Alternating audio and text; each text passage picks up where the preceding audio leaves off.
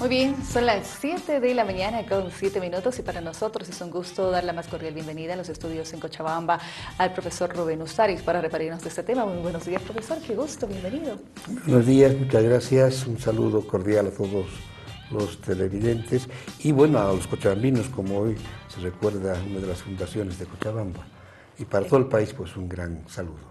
Profesor, de repente este último tiempo se ha vuelto muy complicada la situación. Me refiero a una situación del tratamiento mediático, a comentarios que se vienen de una delegación, de la otra. Hay que tomar en cuenta que se ha reunido el equipo jurídico de Bolivia también en los últimos días, la semana pasada, para ser preciso, en La Haya, para afrontar esos dos procesos, ¿no? La inicial, la que ha sido llevada adelante por Bolivia en el tema marítimo, y la otra en la que sí nos llevaron, ellos fueron los que quienes llevaron la denuncia también y la demanda, en este caso ante la Corte Internacional. ¿Cuál es su lectura sobre este tema?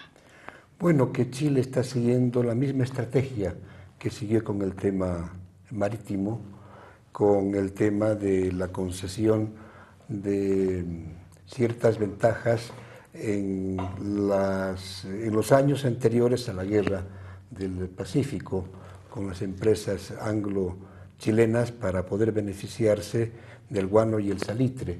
Esa misma estrategia se está utilizando ahora con las aguas del Silala y es por eso que Chile se adelantó en la demanda con la intención, lógicamente, de poder lograr ante la Haya la aceptación de la demanda para que Bolivia no pueda manejar el curso de las aguas que son netamente bolivianas, que son bofedales, son manantiales, de ninguna manera es un río. Es un río y el argumento, internacional. claro, el argumento de Chile es que se trata de un río internacional, cosa que es absolutamente falso. O un cauce internacional, que es como se ha admitido en la demanda, ¿no? Definitivamente. En ese sentido, pues además muchos escritores, historiadores, periodistas, profesionales chilenos inclusive reconocen que las aguas del Silala son bolivianas y son manantiales. Yo tengo varios estudios, varios libros, no en este caso, por ejemplo, tengo este libro de El Silala no es un río, que está elaborado por muchos escritores, entre ellos Cástulo Martínez, es ya la edición de 2011. Cástulo Martínez es un historiador chileno que también escribió muchos libros, entre ellos El Mar de Bolivia. Esta es la segunda edición, se ha inscrito ya como una cosa de 6 ediciones, ¿no? Donde claramente como historiador chileno él reconoce el derecho marítimo de Bolivia.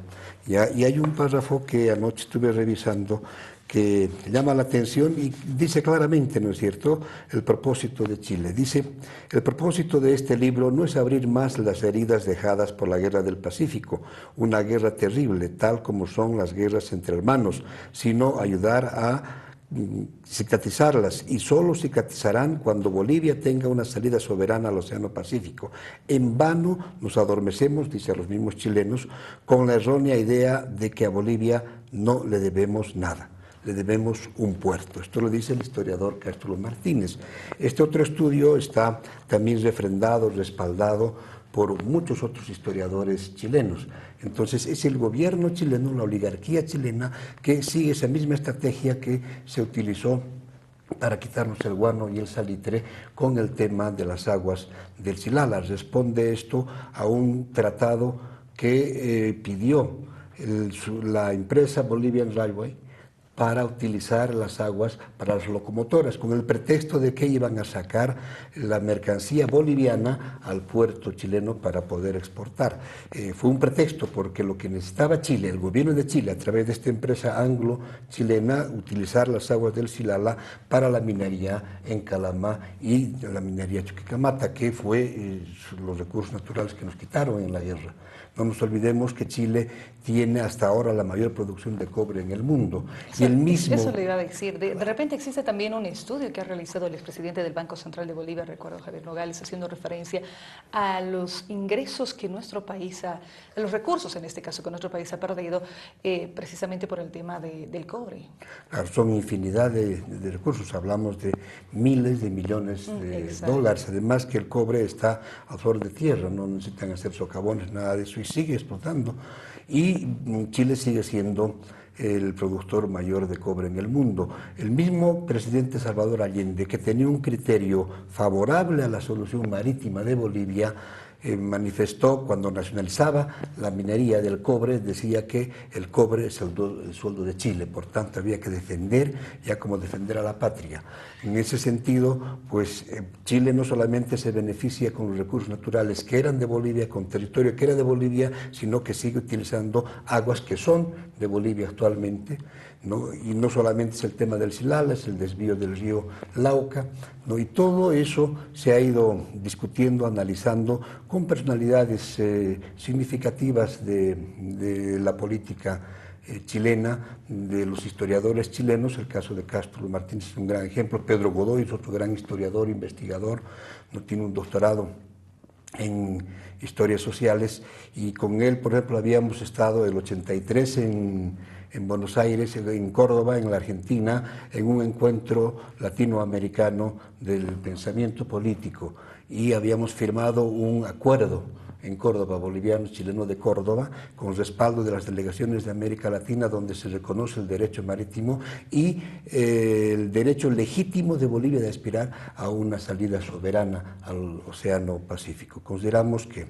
hemos señalado en muchas oportunidades que Chile tiene que reflexionar, el gobierno y la oligarquía chilena tiene que reflexionar, porque ellos se benefician mucho con los recursos de Bolivia, en este caso con el agua, los recursos mineralógicos, pues y al mismo comercio, pese a que el puerto de Antofagasta se beneficia en gran medida con el comercio con Bolivia. Bueno, nuestros compañeros transportistas son maltratados, son discriminados, y bueno, una serie de peripecias tienen que pasar para poder sacar y introducir mercancía de ultramar. Entonces, todo aquello tiene que ser un motivo de reflexión. Consideramos que la estrategia de Chile, que ha sido la que ha demandado con el tema de las aguas del Silala, responde a una visión clara, como reitero, se la hizo con el tema antes de la Guerra del Pacífico, para que una vez aceptada, si se acepta la demanda de Chile ante la Haya, esas aguas del Silala no podamos utilizar los bolivianos, entre tanto se solucione la demanda presentada por Chile. Responde a una estrategia clarísima.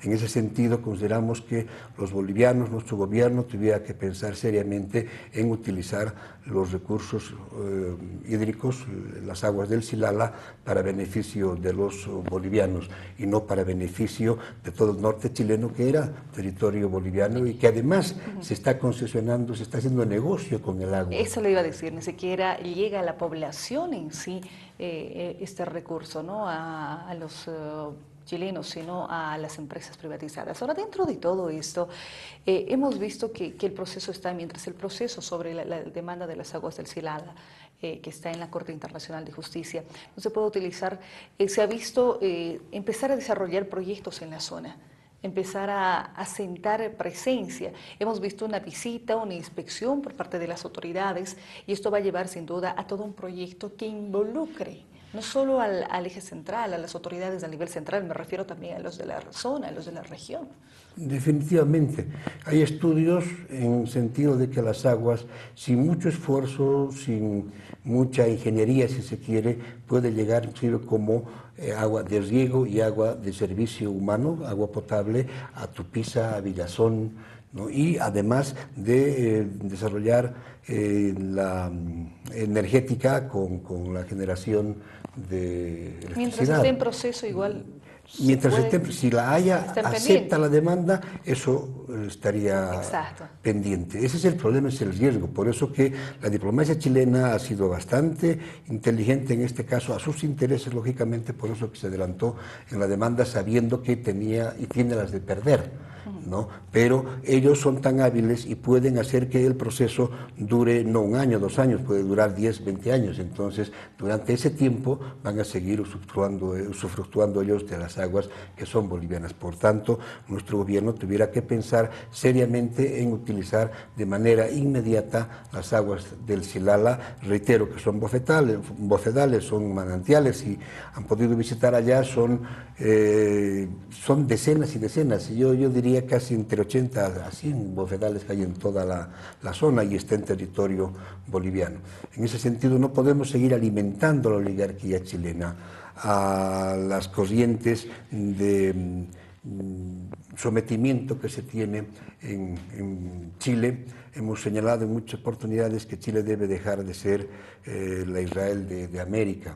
Y muchos escritores, estuve recordando, por ejemplo, a Manuel Ugarte, un gran escritor, pensador argentino, refiriéndose al problema marítimo de Bolivia, el conflicto Perú, Chile y Bolivia, decía que el problema marítimo de Bolivia, el problema de Chile, es que Chile le clavó una espina en el corazón, no a Bolivia, sino al continente latinoamericano.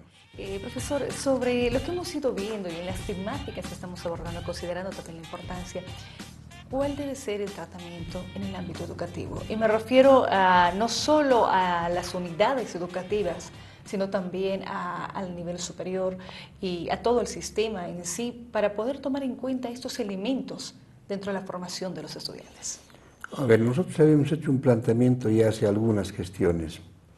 Pues hay una necesidad urgente, lo dijimos, de crear la cátedra marítima.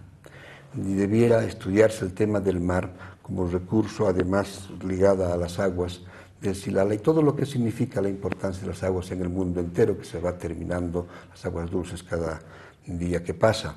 En ese sentido debiéramos estar estudiando dentro de la cátedra marítima desde el nivel inicial, desde la escuela, pasando por el colegio, las unidades educativas de secundaria y el nivel superior en todas las universidades. En ese sentido, pues el Ministerio ya tiene los primeros pasos, pero habría que definir ya con bastante precisión la necesidad de crear la cátedra marítima en la currícula de educación de nivel regular y nivel superior, de tal manera que en todas las instancias educativas tenga que ser un tema permanente de discusión, de análisis. Tenemos tanta bibliografía, tenemos tanto que investigar, tanto que estudiar, desde el libro del mar, que es un documento extraordinario. Hay tantos libros, estos de Cástulo Martínez y de otros autores, el que le hacía referencia de Manuel Ugarte, La Patria Latinoamericana, donde habla de la problemática del mar, reitero, señalando de que esta situación marítima no es simplemente un conflicto bilateral entre Chile y Bolivia, sino es un conflicto de América Latina, y mientras se sufra esta situación de Bolivia, del enclaustramiento, entonces no habrá paz, no habrá hermandad en nuestro continente. Eso lo reconocen cientos de escritores, de historiadores en todo el continente. Entonces, el problema del Silala, todos sabemos que se firmó un contrato a solicitud de la empresa chilena a la prefectura de Potosí en 1908, después de habernos obligado a la firma del Tratado de 1904, porque esa firma del tratado fue también obligada y presionada por el gobierno chileno, el gobierno argentino y el gobierno brasileño, fundamentalmente en la estrategia geopolítica de tener dominio sobre los recursos naturales del país. En ese sentido, si ellos hubiesen sido conscientes, hubiesen manejado el discurso que manejan ahora de que las aguas son de curso internacional, no hubiesen solicitado a la prefectura de Potosí para firmar ese contrato. Ese contrato, reitero, para supuestamente beneficiar a las locomotoras que estaban sacando los recursos naturales del país a ultramar, ¿no? Entonces, con ese pretexto se hizo el convenio sin especificar por qué tiempo, sin especificar costos, o sea que no solamente nos deben en recursos naturales, sino en haber debido pagar los costos de lo que significa las aguas. Estamos hablando nosotros de 2.500 a 3.000 litros segundo, que significan las aguas del Silala, ¿no? Que son producto natural que se ha generado por millones de años y que también eso, algún momento, como todos los recursos no renovables, puede terminarse. En ese sentido, pues, la necesidad de utilizar las aguas para los bolivianos es prioritaria, es una necesidad y una exigencia histórica para los bolivianos, para no entrar en el juego de la diplomacia chilena, que siempre ha tenido los ojos puestos en los recursos naturales de Bolivia desde antes de la Guerra del Pacífico. Para ir cerrando la entrevista, profesor, es importante mencionar también los elementos que se vienen a continuación. ¿Cuál es su percepción? Me refiero, hay procesos en los que se tienen que seguir, instancias a las que ante la Corte, que es un proceso y un juicio internacional que está en su proceso, pero me refiero ya al tema mediático, de repente a tomar esta situación desde otro enfoque informativo, el tratamiento de las noticias, el tratamiento también en diferentes instancias. Definitivamente la comisión que se ha conformado para la defensa de Derecho Marítimo de Bolivia tuviera que desarrollar una campaña, no solamente en el país, sino en América Latina y el mundo entero, profundizar esta tarea de convencimiento a todas las organizaciones sociales, los gobiernos de nuestro continente y del mundo entero, para que se pueda contrarrestar a la campaña que va realizando. Como que ha iniciado también, que ha iniciado, ¿no? Y con Chile. mucha fuerza, con 3 firmas internacionales. Exacto, definitivamente, ¿no es cierto? Además que contratando también a personalidades que siempre han tenido una, además, visión no oligárquica, Exacto. una visión de imperialista, de sometimiento de unos pueblos a otros. Consideramos que nosotros tenemos todos los argumentos para poder rebatir y tenemos un equipo extraordinario, ¿no? A la cabeza del expresidente Rodríguez Belcé, ¿no? Y otras grandes personalidades que están desarrollando una tarea bastante importante, ¿no? Además precisa, puntual, sobre el tema que nos preocupa en este momento.